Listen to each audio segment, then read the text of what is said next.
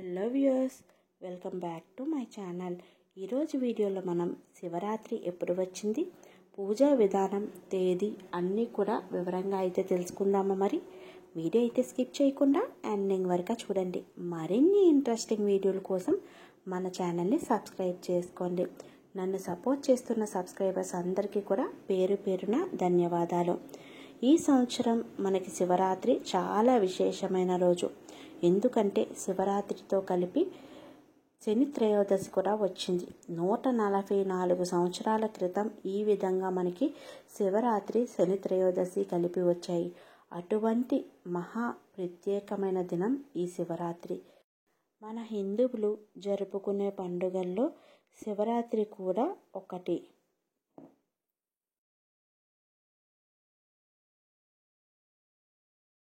ప్రతి మాసంలో కూడా మనకి శివరాత్రి వస్తుంది. దానిని మాస శివరాత్రిగా అంటారు. మాఘమాసంలో కృష్ణపక్షంలో చతుర్దశి రోజు వచ్చే శివరాత్రిని మహాశివరాత్రిగా మనం జరుపుకుంటాము. ఈ శివరాత్రి చతుర్దశి తిథి ఏ రోజు రాత్రి సమయంలో ఉంటుందో ఆ రోజు శివరాత్రిగా జరుపుకుంటాము. ఎవరైతే ఆ శివయ్య అనుగ్రహం పొందాలి అనుకుంటున్నారో అటువంటి వాళ్ళకి దీనిని మించిన రోజు లేదు అని చెప్పుకోవచ్చు. ఆ శివయ్య బోలా శంకరుడు 2 చేతులతో నమస్కరిస్తే ఎటువంటి వరమైనా కావాలంటే దానిని అనుగ్రహిస్తారు. అటువంటి శివయ్యను ఈరోజు ఆరాధించడం వల్ల మీ కోరికలు అన్నీ కూడా తీరుతాయి మరియు కైలాస ప్రాప్తి. ఈరోజు ఆ మహాశివుడు చాలా ఆనందంతో నృత్యం చేస్తాడు అంటారు.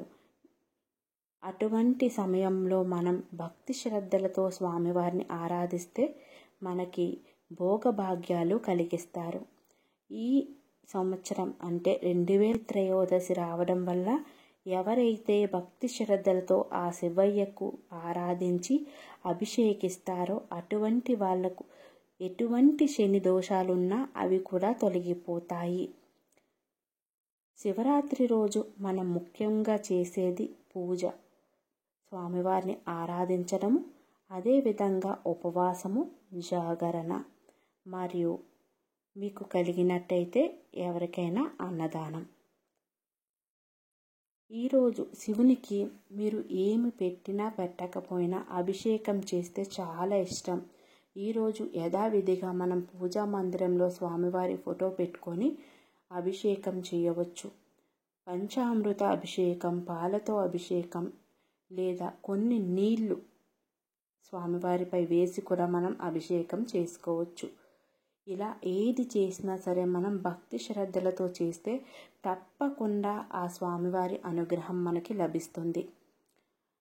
లేదు ఇవేమీ చెయ్యలేము అనుకునే వాళ్ళు ఉదయమే మంచిగా శుచిగా స్నానం చేసి ఇంటిని శుభ్రం చేసుకొని స్నానం చేసి గుడికి వెళ్ళి దేవాలయానికి వెళ్ళి స్వామివారిని దర్శించుకొని అభిషేక ద్రవాలు ఇస్తే అక్కడే పూజారులు చేస్తారు. ఇలా చేయించుకున్నా సరే చాలా మంచిది. ఏదైతే మేము స్వామివారిని ఎలా ఆరాధించాము అని కాదు, ఎంత భక్తి శ్రద్ధలతో ఆరాధించాము అన్నది చాలా ఇంపార్టెంట్. ఈరోజు మీరు వీలైతే ఇంట్లో బిల్వ పత్రాలు స్వామివారికి అర్చించడము, విభూతితో అర్చించడము, రుద్రాక్షలు ఉంటే రుద్రాక్షలతో అర్చించడము లేదా తెల్లని పుష్పాలతో అర్చించడము, తెల్ల జిల్లేడు పూలతో అర్చించడము, అంటే స్వామివారికి ఏది ఇష్టమో వాటితోని ఈరోజు ప్రత్యేకించి పూజ చేస్తే మనకి తప్పకుండా శివానుగ్రహం కలుగుతుంది. ఈరోజు ఉపవాసం ఉండాలి అనుకునే వాళ్ళు ఉండొచ్చు. ముందుగా తప్పకుండా మనం ఈ శివరాత్రి రోజు చేసేది పూజ అనంతరం ఉపవాసం. కటిక ఉపవాసం చాలామంది ఉంటారు. కటిక ఉపవాసం ఉన్నవాళ్ళు ఏమి తీసుకోరు, నీళ్లు కూడా తాగరన్నమాట. అస్సలు ఏమి తీసుకోరు. లేదు ఉండలేము, అనారోగ్య సమస్యలు అలాంటివి ఉన్నవాళ్ళు పాలు పళ్ళు తీసుకొని ఉపవాసం చేయవచ్చు. ఉపవాసం ఉండి జాగరణ చేసేవాళ్ళు మధ్యాహ్న సమయంలో కూడా నిద్రించకూడదు. మరియు మంచం మీద కూర్చోవడము. ఈ శివరాత్రికి చాలా ప్రత్యేకత ఉంది. అన్ని నియమాలు కూడా మనం పాటించవలసి ఉంటుంది. అదేవిధంగా సాత్విక ఆహారం తీసుకోవాలి. మరియు ఎవరిని దూషించడము, నిందించడము, టీవీలు చూడడం ఇలాంటివి ఏవి చేయకూడదు. ఆ శివుణ్ణి ఆరాధిస్తూ దేవుడి గదిలో కానీ లేదా టీవీలో కూడా శివ పాటలు, శివ పంచాక్షరి మంత్రాలు, శివ అష్టోత్రాలు ఇలా ఏవైనా దేవుడికి సంబంధించినవి చూసుకుంటే చాలా మంచిది.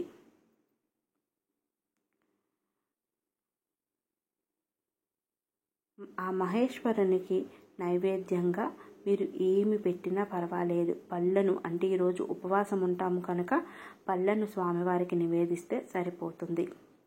లేదా వడపప్పు చలివిలా కూడా పెట్టచ్చు. లేదా పాలల్లో కొంచెం బెల్లం వేసి స్వామివారికి నివేదించవచ్చు. పూజా విధానాన్ని నేను మరి ఒక వీడియోలోనైతే చెప్తాను.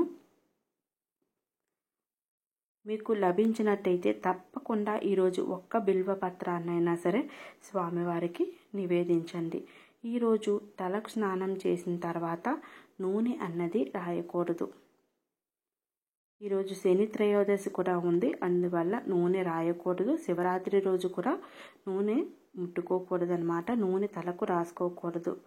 అదేవిధంగా పూజ అనంతరము మనం గుడికి వెళ్ళి వచ్చిన తర్వాత మరుసటి రోజు మనం యథావిధిగా పూజ చేసుకొని జాగరణ ఉంటాము కదా, ఉదయాన్నే మంచిగా గుడికి వెళ్ళి వచ్చి పూజ చేసుకొని మనం ఏదైనా అల్పాహారం కానీ ఏదైనా భోజనం కానీ చేయవచ్చు. ముందుగా మనం మీకు వీలైతే ఒక ముగ్గురికి కానీ 5గురికి కానీ అన్నదానం చేస్తే చాలా మంచిది. ఒకవేళ అన్నదానం చెయ్యలేము అనుకునే వాళ్ళు చాలామంది స్వయంపాక దానం కూడా ఈరోజు ఇస్తారు. ఉపవాసం ఉండేవాళ్ళు ఉపవాసం ఉండి మరుసటి రోజు మనం ద్వాదశి రోజు ఏకాదశికి ఉపవాసం ఉండి ద్వాదశి రోజు ఏ విధంగా స్వయంపాక దానం అన్నదానం చేస్తామో అదే విధిగా చేసుకోవచ్చు. చెయ్యలేము అనుకునే వాళ్ళు గుడికి వెళ్ళి దేవుణ్ణి ఆరాధించుకొని నమస్కరించుకొని ఇంటికి వచ్చి మంచిగా స్వామివారికి నమస్కరించుకొని మీరు ఏదన్నా భోజనం చేసుకోవచ్చు. ఈ విధంగా ఎవరైతే శివరాత్రి రోజు ఆ స్వామివారి ధ్యాసలో ఉంటారో, ఆ స్వామివారిని ఆరాధిస్తారో అటువంటి వాళ్లకు అంత శుభమే జరుగుతుంది. తప్పకుండా ఆ శివయ్య అనుగ్రహం అన్నది కలుగుతుంది. ఈరోజు చంద్రహారతి ఇస్తే స్వామివారికి చాలా ఇష్టము. వీలైతే చంద్రహారతి కూడా ఇవ్వండి. చూసారు కదా ఫ్రెండ్స్, ఈ విధంగా మనం శివరాత్రి రోజు స్వామివారిని ఆరాధించవచ్చు. మీ అందరికీ కూడా ఆ శివయ్య అనుగ్రహం ఉండాలి అని మనస్ఫూర్తిగా కోరుకుంటున్నాను. ఇంకా ఏమైనా డౌట్స్ ఉంటే తప్పకుండా కామెంట్ సెక్షన్లో కామెంట్ చేసి అడగండి. మరిన్ని ఇంట్రెస్టింగ్ డివోషనల్ వీడియోల కోసం మన ఛానల్ని సబ్స్క్రైబ్ చేసుకోండి. Thanks for watching this video.